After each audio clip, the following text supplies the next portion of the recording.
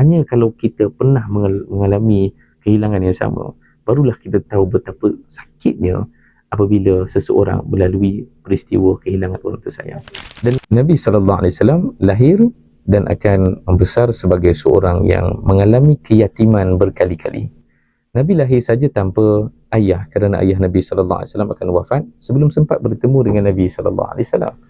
Dan dalam masa lebih kurang 3 ataupun 4 tahun kemudian, Aminah binti Wahab, ibunda Nabi SAW pula akan wafat di Abuak ketika perjalanan Nabi SAW ke sana menziarahi sanak saudara yang berada di Yathrib. Kemudian Nabi akan bersama dengan Abdul Muttalib, atuk Nabi SAW, akan menjadi penjaga Nabi. Dan sekali lagi dalam masa lebih kurang 2-3 tahun selepas itu, umur Nabi 8 tahun, Abdul Muttalib pula akan wafat. Dan Nabi ditakdirkan berkali-kali mengalami peristiwa kewafatan orang-orang yang menjaga Nabi SAW. Sebenarnya apa faedah dan hikmah cerita begini kepada Nabi? Kita dapat melihat bagaimana Allah Ta'ala sedang mempersiapkan jati diri dan juga peribadi Nabi SAW supaya Nabi lebih empati, lebih boleh memahami apa perasaan orang-orang yang mengalami nasib kehidupan yang menyakitkan. Sebab hanya orang yang pernah melalui baru faham rasa dia apa. Kan? Kita tak akan benar-benar dapat empati dengan maksud kita kasihi mana-mana manusia kalau kita tak betul-betul memahami apa sakitnya melalui pengalaman tersebut. Anak-anak yatim hanya akan difahami apa yang mereka rasa kalau kita sendiri pernah merasai keyatiman itu apa.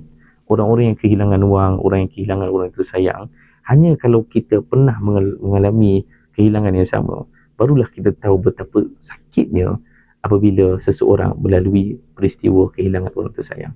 Dan Nabi ditakdirkan melalui pengalaman itu berkali-kali. Sebab tu kita ada seorang Nabi yang sangat rahmah kepada umatnya kerana Nabi pernah melalui pengalaman tersebut.